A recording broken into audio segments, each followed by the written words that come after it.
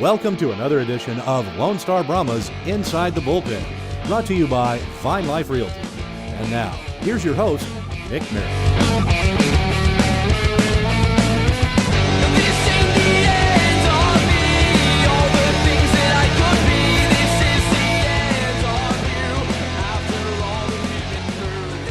Happy Easter, everybody. Hope you guys had a great weekend. We are back for a final edition in March of our Inside the Bullpen podcast. Nick Merritt joined alongside Walt Ruff. No Chad Seward for today's show. Sad but true. He's actually on some big business trip out east. We'll have to give you more details on that, though, I guess when he gets back, and we'll figure out what's going on. Who knows? Maybe Philadelphia Flyers are getting his services. Who knows? Yeah, that's a big to do. We may be losing Chad Seward here. We're all a little bit nervous. Okay, well, I don't think we're going to lose him, but that would be brutal. I don't think he would dog on us mid-season. He's got to come back for the podcast. Got to get you guys, everybody clued in on what's going on in Brahmaland. So I guess it's just Walt and I running the show today. It's us. But some big news to break already, right off the bat. For those who missed it, or I guess we should preface it by the fans who may not be aware of the situation in the Brahmas locker room. There are 23 players, but really there's one that's not too often said. So you can make that 24. Joshua Deere has been a big part of this Brahmas organization for years, longer than me, longer than Walt, actually longer than both of us here in Brahmaland combined, back since the Central Hockey League days, and even kind of predating our equipment manager too, Mark Rippey. But he does a fantastic job with his team. He came on as a youth chaplain and stick kid. Obviously, the final home weekend is going to be dedicated for Joshua Deere, a.k.a. Deersey, the one and only heart and soul of Brahmaland inside the locker room. He is autistic, and we have our Autism Awareness Night for Deersey. He is one hell of a guy. Always around Brahmaland, probably spends more time here than myself, which is hard to believe. Same for Walt, too. As much as we do work on the weekends, he's there helping Newman, he's helping Ripper, he's helping Dan, he's helping Jeff, he's helping Tom, he's helping the front office, he's helping Frank. He helps everybody when it comes down to game days during the week. And Fox 4 actually came out the other week and ran a story on him. You could find that on our Facebook page, our Twitter feed, also on Fox 4's website, of course. But they just did a great job of covering that story of Deersey, and obviously a big reason for him being a part of this Brahmas family for so long. It's great recognition, and obviously he's doing some huge things for us. And because of it, we kind of wanted to honor him this year with our Autism Awareness Night. I think that'll be a very special night for the fans. Everybody will love that. It's followed up by a golf tournament on Monday. I guess that's kind of the timeline of things, so it's still not too late to get involved with the golf out. You could also go onto Facebook and search Brahmas Blue Out and find that all the information on the Autism Awareness weekends and the golf tournament, especially on the Monday following those games on the 8th and 9th. So that'd be Monday the 11th. Man, we're going to have a busy week then. Family night too, Autism Awareness Night, Fan Appreciation Night. That is a jam-packed weekend. But I had a chance actually to watch the Deersey story as it aired. Very cool. Fox 4 did a very good job with it. I guess the one thing I will say is it would have been nice if they had our purple logo behind them. Would have looked that much slicker when they did their shots in the to tease the package, if you will. But I know you spent time in Iron Horse. Shout out to them as well. Big part of Deersey's life with the golf community, B, his education, and man, he could drive the ball further than pretty much everybody here in the office as well. Yeah, it's going to be a fun weekend from head to toe. And just to further that, I went down to the ticket office a couple minutes ago to pull some tickets for my parents who will be in town that weekend. And Friday night's game is looking full already. We always say that Saturday night's contests are a little bit more fuller than those on Friday nights for whatever reason that may be. But at this point, Friday night's game is most definitely going to be more full than Saturdays, but Saturday's attendance isn't lacking at all either, so it's going to be a great weekend beginning Friday, and then, as you said, running all the way through Monday. Well, Friday is when the Brahmas are going to debut their Autism Awareness jerseys. They'll wear them both nights of that weekend and then auction them following Saturday night's game, so you can be a part of the Brahmas history when it comes to that and join us for that event following Saturday's festivities. But Walt, obviously, kind of taking a look back at how the Brahmas have gotten to where they are right now.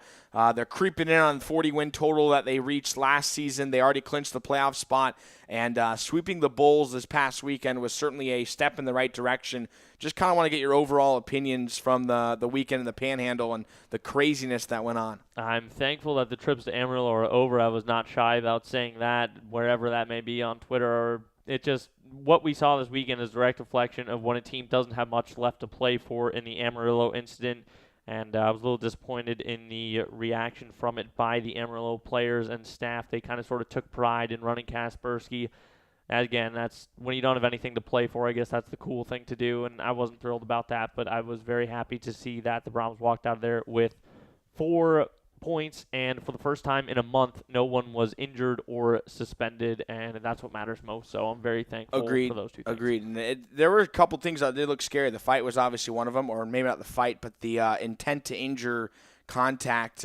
Take it as you will. It looked like, to me anyways, and I think Walt would agree, that it was a pretty blatant interference call there on Corbin Kaspersky from Joey Molinaro. It looks like he's going to be pending suspension too.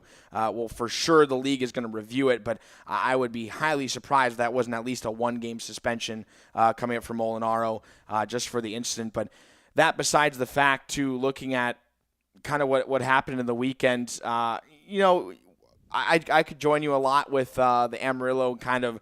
Yeah, I'm glad we don't have to face them anymore. There's nothing for them to play with. B, they are competitive, but, I mean, instances like what happened to Kaspersky are just out of line. You don't need that. But I will give a tip to the cap to certain players, especially their captain, too, Joey DiBenedetto. You and I heard that after the broadcast, how he introduced himself during his final home game and approached the fans with the jersey auction. He said his thank yous, and it wouldn't have been the same without the fans that year, and he took the very classy and high road approach, was never involved in anything dumb throughout the season or any controversy throughout this year. So it's not in every guy in the Amarillo Bulls, obviously, but when one guy does it, it makes the team not look as you would like. Right. So I get your point there. Yep, DiBenedetto, good guy. As you said, class act, would lead the league in shots blocked if that were an official category.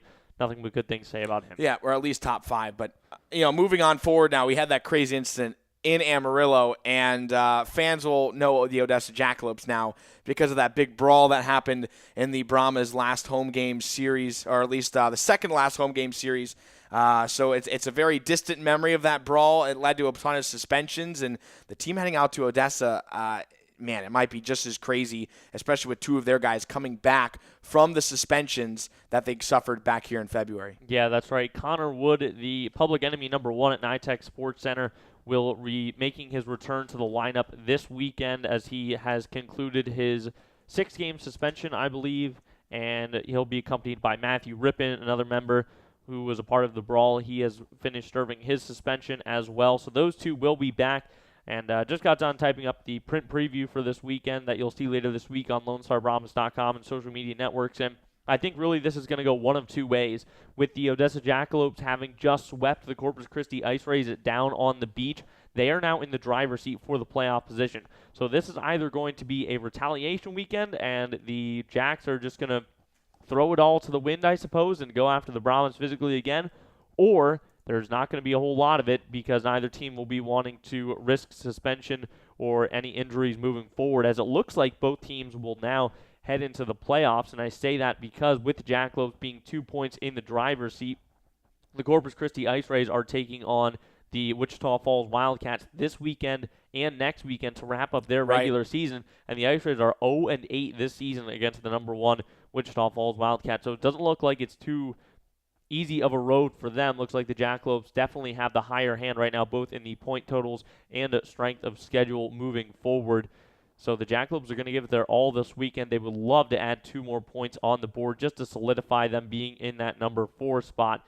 But it's going to be should be a great weekend of hockey regardless. I know Nick, I won't be with you on this one, so it's going to be you flying solo. Yeah, but a little sad. Hopefully you remember how to do that, huh? Yeah, right. It's been a while. I'm going to kind of hate going solo, but we'll make things happen, obviously, for the fans. And, I'm glad at least one of us could still go out for that weekend. Definitely. And then also looking at the two quick stat things, actually. Corpus did beat them once.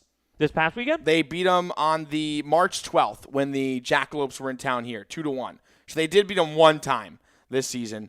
But then for the Odessa thing, to add to your point about Odessa versus Corpus, you're right. Odessa has the tiebreaker over them too. You said they're in the driver's seat. That's just another stat. So even if they tied, Odessa now owns the tiebreaker because of their sweep in Corpus this past weekend. Unbelievable. And Odessa, I mean, you mentioned it too. You know how hard that's going to be for Corpus Christi? I don't want to 0-8, 1-7. Who cares? Right. No, that's they're my still mistake. Awful against the Wildcats this year, and that's not a rag on Corpus Christi. It's just the Wildcats are so good. They beat us in the head-to-head series, so they're literally dominating every single series in the North American Hockey League South Division. So, what are you going to do? You got to put your hands in the air. Good luck, because more than likely, sure, if you look at the assumptions, we're going to hopefully sweep the Odessa Jackalopes for 2 games, but that's not a given by any stretch of the imagination. But just based on standings and how things go, sure, you give them 2 points. Okay, well, then the Wildcats are going to beat them for 2, and that's going to keep things right where we started going into this weekend. And then the Jackalopes have Amarillo at home. So Odessa's going to finish their season at home against Amarillo. That's obviously a favorable matchup for them. Amarillo has been playing better. I mean, they gave the Brahmas a bit of a test on Friday. Glad to see the Lone Star Brahmas respond to that. But, yeah, it looks like as of now, if we had to put our money on it, it's going to be the Wildcats and Jackalopes opening round of playoffs. And then us against Topeka. We host Topeka first round. But, do you think pretty similar thoughts there too? Yeah, absolutely. Not too much different there. Well, and then obviously from the Lone Star Brahmas playoffs to the NA3HL Texas Junior Brahmas playoffs, they are off in Chicago. They're already on the road heading to Illinois for the Silver Cup Championship, and they have quite a strong schedule, though, in their side of the bracket. There's 8 teams in the NA3HL represented here in the Silver Cup, and for Al Rooney's team, they finished second place in the regular season and postseason in the South Division. So runner-up in both that. Very strong year for them. Talented players, a few former Brahmas as well, who had, as Walt says, a cup of coffee in the NAHL. But it's not going to be easy for them to try to take home a national or a Silver Cup championship, a Tier 3 national championship in Chicago. It's still a very exciting time for the organization. It's the best season in franchise history, first Silver Cup berth for Al's team moving forward. But, yeah, as you said, it's going to be tough for them to do. Their first opponent, the Metro Jets, 45-2 this season. Second opponent, St. Louis, won the Midwest, and I should mention that Metro won the East. Their third opponent, the Twin City Steel, finishing as the winner of the West Division, upsetting the number 1 seed. So the boys do have their work cut out for them, but as Al has said all season, he's preached around this building, you're only going to go as far as your goaltending will net you. And I'm a big believer in both Brandon Perrone and Tyler Myers. The 1998 birth years, I think, have very bright futures ahead of them. I do expect them both to wind up at the Tier 2, if not Tier 1 level by the end of their junior hockey career. And again, guys like Ryan Dunner, Brian Whalen, who can just score at will. George Hansen's a big part of the back end. They do have some very, very gifted players on this NA3HL team. It is not a fluke that they've gotten here. I think they do feel privileged, though, that they were entered as a wild card again after Point Mallard handled their business pretty cleanly against them, but it's a second chance for the boys, and I think it's great for the franchise, great for the organization, and they really do deserve it for how they've battled this season, and I'm happy for them. Well, those will be big games. Wednesday, Thursday, and Friday is, from what we understand, will be their first round, I guess you could say, of Silver Cup playoffs, because if they advance out of that round robin type setting, they'll move on then to the finals, which will be later on in the weekend.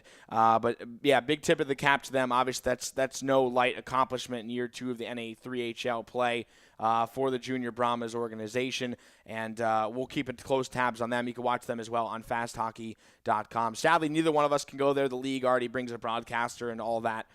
So they have that taken care of, and you could be sure to tune into both and have multi-screens going with Brahmas games on the road this action. But we appreciate everybody who supported the NA3 at home games this year as well. I know head coach Al Rooney would extend his gratitude and his thanks as well for the fans. But we'll close you on this. We'll give you I'll throw Walt here a quick question. I'll answer it myself. One thing just in general that we're looking forward to in the next few weeks from a Brahmas standpoint.